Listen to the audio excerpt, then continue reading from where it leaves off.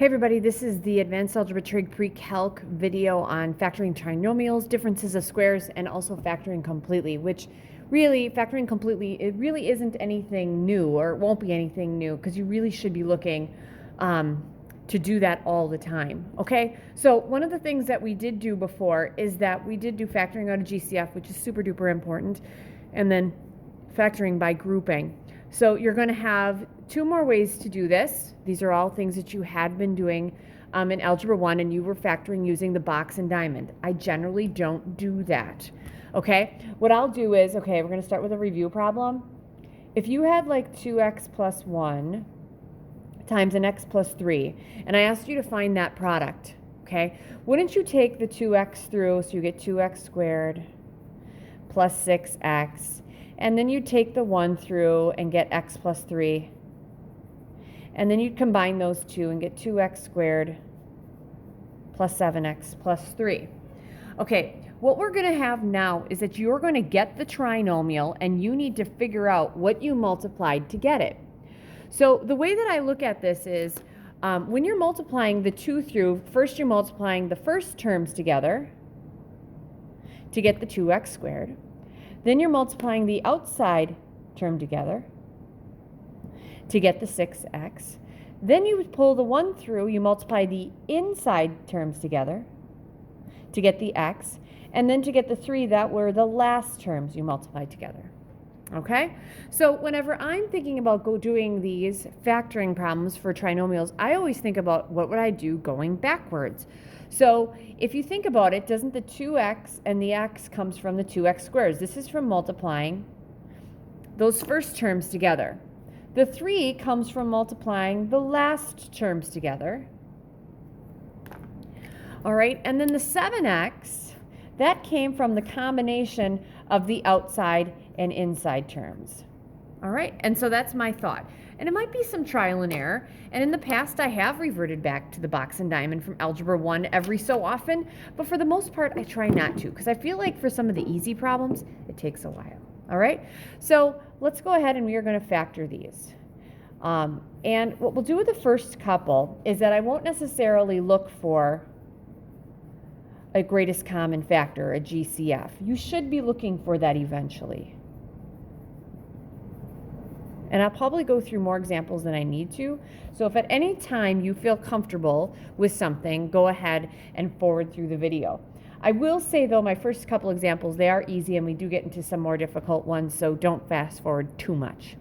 So in number 1 and 2, if you look at those, I'm just going to get right out of the way and say there are no GCFs in either one that I could pull out of the whole thing. So here we go. With the first one, this x squared came from multiplying the first terms together. X squared is what times what? X times x. Okay. The 12 came from multiplying those two together. Now, you could choose 2 and 6, 3 and 4. I'm going to choose 2 and 6. Now, I know my outside and inside combination has to be a 7x. So on the outside, I have a 2x when I multiply. 6 times x is a 6x. Can a 2x and a 6x be a 7x? No, it can't. Here's the other thing I'm going to ask. Since this is positive, tell me something about those signs. Well, don't they have to be the same? Because in order to get a positive and you're multiplying, they have to be the same. So it doesn't pay for me to take this was 6 and 2 and make this 2 and 6 because it doesn't change the outside and inside. Like 2 and 6, it's still 6x and 2x. That doesn't change it. So let's try 3 and 4. Now the outside is a 3x. And the inside is a 4x. That gives me 7x if I add them both. And so if I multiply this through, x times x is an x squared. Then I have the 3x. Then 4 times x is the 4x. And 4 times 3 is 12. That checks. All right, the next one I already told you does not have a GCF. Again, x squared is something times something. X times x. 32. Now, there's nothing in front of this x squared, and you're going to learn that you like those because they're a lot easier. 32, I'm going to pick 8 and 4. All right, you may not need the outside and inside, but you know it's a 4x. The other thing you should be able to tell me is, are the signs in here going to be the same or different? And you should be saying different. Why? In order to get negative 32, these have to be different. On the outside, we have an x times an 8 or an 8x. On the inside, that's a 4 times x, it's a 4x. different signs, which is good. Okay, so again, I'm going to throw this in here. This means different signs. And this over here means the same sign. All right. And so can I make an 8x and a 4x into a 4x with different signs? Of course. Make it minus 4 plus 8. Boom, I'm done. All right, I have another one that's really quick like this. No GCF, x squared minus x minus 72. Okay, if you want to pause it, you can. I'll do this really quick. X squared is x and x. I don't have anything in front of this, so factors of 72 that add or subtract to 1 are 9 and 8. Minus 8, or minus 9 plus 8, we are done.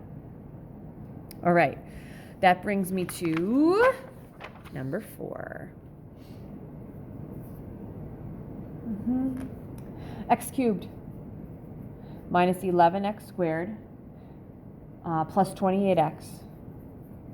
Okay, I'll put down number 5 right away. 5 is going to be 20x squared plus 27x minus 14. For those of you paying attention and wanting to skip, do not skip number 5. Number 6 is going to be 3x squared plus 30x plus 75. And for 7, let's go with this one, 24x squared plus 22x minus 10. Okay, we'll do that, and we're going to get to another kind. So in number 4, there's something you should notice there. It's the first one with an x cubed, right? Which made me go, whoa, something's different happening here. All right, there is a GCF. Do you see that each of these has an x, and I can factor that out? I'm going to have an x squared minus an 11x plus 28 left over. All right? Then let's see if I can factor that again. This is called factoring completely. It's not just, breaking it down into those two parentheses. I'm going to keep going until I can't go. X squared is x and x. Okay, I know my outside and inside combination needs to be an 11x. Are the signs in here going to be the same or different? The same, right? Because this is a plus, and I need either positive, positive, or negative, negative. 28 is going to be 7 and 4. All right, I need outside is a 7x, inside's a 4x. Can I make a 7x and a 4x into a negative 11x with the same sign? Yep, both of them are negative. So then I also have to drop the x because all of those multiplied together give me the original one, okay? And I'll show you how that works. If I pull this through, that'd be an x squared minus a 4x. That would have to get multiplied by x minus 7. X squared times x is an x cubed. X squared times negative 7, that's negative 7x squared. Negative 4 times x is negative 4x squared. Negative 4x times negative 7 is positive 28x. That does check because that's your negative 11. All right, good. All right, so number 5. Number 5, what makes this one different? There's a number in front of the x squared, and that makes it more difficult. It would be easier if I could actually factor a GCF out, but I don't think I can because I don't have one. Like 27 is 9 and 3, and that's not 9 and 3, so here we go. This could get to be ugly. Okay, 20x squared, I'm thinking we want to choose 4x and 5x. Keep in mind that the outside and inside is going to be 27x. All right, this here tells us what? Same or different signs? Different signs. Awesome. Okay, 14. I'm willing to bet you guys want to try 2 and 7. So if I try the 2 here and I try the 7 there, okay, here's what I'll tell you. One of the hints on putting numbers in places after you do this a while is I wouldn't put the 2 here because if I can factor a 2 out of this, I could have factored a 2 out of the original, and I actually can't, all right? And this shouldn't work. 4x times 7 is 28x. 2 times 5, that's a 10x. Can a 28 and a 10 be a 7? No. So the next thing I would do would be to switch these around because now the outside is 4x times 2, that's 8x. That's not 28 anymore. And 7 times 5x is 35x. Now we said different signs, right? Can I make an 8 and a 35 into a 27 with different signs? Sure, with a negative 8. So then the next thing I have to figure out is, okay, where do I put that negative 8? Or where do I put the negative sign to get negative 8? Do I put it in front of the 7 or the 2? Well, this was my 8, right? So negative and then positive. All right, so that is probably one of the more difficult ones. I know kids in the past haven't really liked them, but you know what? Sometimes they're going to be difficult. All right. So for the rest of them, what I want to focus on is, are we looking for a GCF first? And then we'll go ahead and keep factoring. So 6, is there a GCF in a 3x squared, a 30x, and a 75? Yes, we have 3's. Take a 3 out of a 3x squared, there's an x squared. There's going to be a plus a 10x, and this is going to be plus 25. Let's see if I can factor that again. Now, you might not be able to factor it again, and that's totally fine. You could just factor GCF out. That's fine. All right, this one actually, some of you may notice, easier. All right, x squared is x times x. The outside and inside combination has to be a 10x. This plus sign, that means it's going to be what, positive or negative, or same or different signs? Same. 25, I'm willing to bet you want to use 5 and 5. Okay, don't worry about the 3 just yet. We're factoring x squared plus 10x plus 25. All right, so here we go. On the outside, I have a 5x. On the inside, I have a 5x. Same sign. Can you make a 5x and a 5x into a 10x with the same sign? Yep, plus plus. And I'm going to throw the 3 out there. You can also rewrite this, you guys, as 3 times the quantity x plus 5 squared. Okay, that brings me to number 7. All right, number 7, 24x squared plus 22x minus 10. Do I have a GCF? They're all even, so yes, 2. I'm going to have 12x squared plus 11x minus 5 left over. All right, so let's try to factor that. The 2 is just hanging out, okay? Okay, so here we go. I know that the 12x squared could be 3 and 4. It could be 2 and 6. It could be 12 and 1. Let's try 2x and 6x. For 5, I like it. It has to be 5 and 1, right? It has to be. All right, so here we go. Outside and inside has to give me an 11x. This minus sign tells me the signs are different. On the outside, 2x times 5, that's a 10x. 1 times 6x is a 6x. Can I make a 10x and a 6x into an 11? Nope. So let's move the 1 and the 5, because now if the 1 is here, the outside is 2x. So that changes the outside, which I'm willing to bet we're going to change the inside. 2x is on the outside, and 5 times 6x is 30x. Can a 2x and a 30x be an 11x? Nope. Okay, so I would say, okay, let's keep track of these 12 ones. 2 and 6, no. So what can I try other than 2 and 6? Because I have to have 5 and 1. Okay, let's do 3 and 4. All right, this is going to change this. All right, outside, 3x times 1 is a 3x. 5 times a 4x is a 20x. Can a 3x and a 20x be an 11? No. Let's move the 5 and the 1. Now on the outside, 3x times 5, that's 15. So that changes the outside and inside. 1 times 4 is a 4x. Can I make a 15x and a 4x into an 11x? Yep, if I subtract 4. And I wanted different signs, which is awesome. All right, where does the negative go to get a negative 4? It had to be negative 1 times 4, and this is plus. Drop the 2 because it's factored. It is 2 times the quantity, 3x minus 1, times the quantity, 4x plus 5. All right, that brings me to my very last one. It's usually a crowd favorite. Why? Because it is so easy and it is so quick. We're going to factor differences of squares.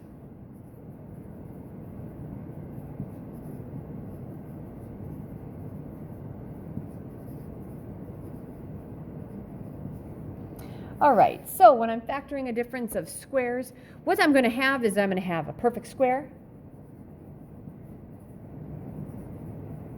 minus another perfect square.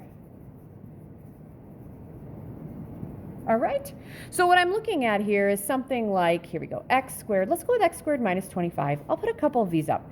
I'm not going to do too many of these because I think they're actually pretty easy. 4x squared minus 49, and I'm not just saying that.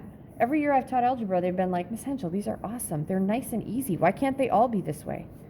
Well, guess what? Not everything can be easy. Looks like I have 5 to finish me off. All right. So here we go. We're going to do these the exact same way we did the other ones, and we're going to find a pattern, and that pattern is going to be quick, and then we're going to use that in the future. All right, x squared minus 25. There is not a GCF. So just like trinomials, we're going to have this. Now, just like with the trinomial, didn't factors of the first term go in the first 2 spots? X squared is x and x. When it factors of 25, the last one go in the last 2 spots? It's 5 and 5. Now, your outside and inside combination, you don't have one. It's a 0x. So the question is, how do you get a 0x here? If you can. Outside, x times 5 is a 5x. Inside's a 5x. Can I make a 5 and a 5 into a 0? Yep, make one negative. So it's going to be plus, minus. It does not matter the order in which you do it, okay? All right, next one. There's not a GCF in a 4x squared minus 49. So 4x squared, I'm hoping we want to use 2 and 2. So let's go 2x and 2x. 49 is probably going to be 7 and 7. Our outside and inside combination, we don't have one. It has to be 0x. On the outside, 2x times 7 is a 14x. Inside, 7 times 2x is a 14x. Can I make it into a 0? Yep, make one negative. There we go. So at this point, I'd say, okay, guys, when you notice a difference in squares, do you see a pattern here? Well, yeah, square root of the first term goes in the first 2 spots. Square root of the last term goes in the last 2 spots. And the signs have to be different to give me the 0. All right, fantastic. We got 3 left. All right, number 3, problem. It's a sum, not a difference. Let's switch these guys around. Let's make this x squared minus 100. Isn't that the same thing? Okay, now do we have a difference of squares? Yeah, we do. And we also don't have any GCFs yet either, okay? X squared is x and x. What's the square root of 100? That's 10 and 10. Signs, plus, minus, doesn't matter the order. Boom, done. All right, next one, 81 minus y to the 4th. Is 81 a perfect square? Yes. Is y to the 4th? Yes. Do we have a difference? Yes. Here we go. 81 is 9 times 9. Y to the 4th is a y squared times a y squared. The signs are plus, minus. Always looking to see, are we done? So these are both binomials, meaning they have 2 parts.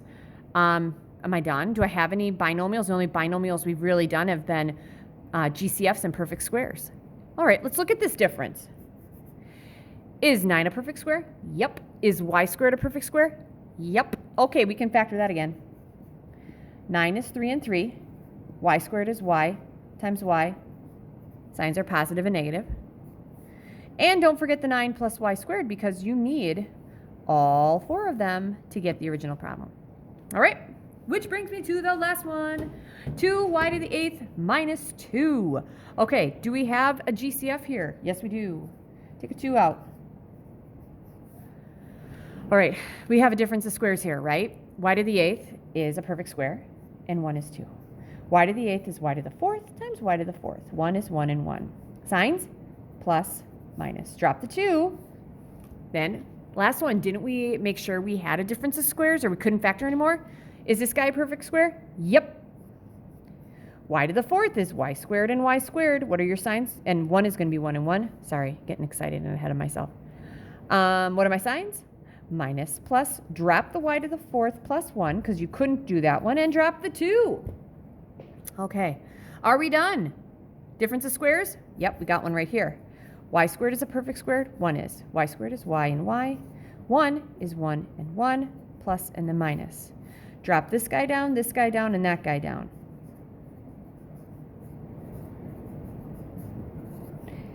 Do I have any more differences of squares? Absolutely not. We are done. All right, so that's factoring. I know I went through a bunch of them, but this is super duper important.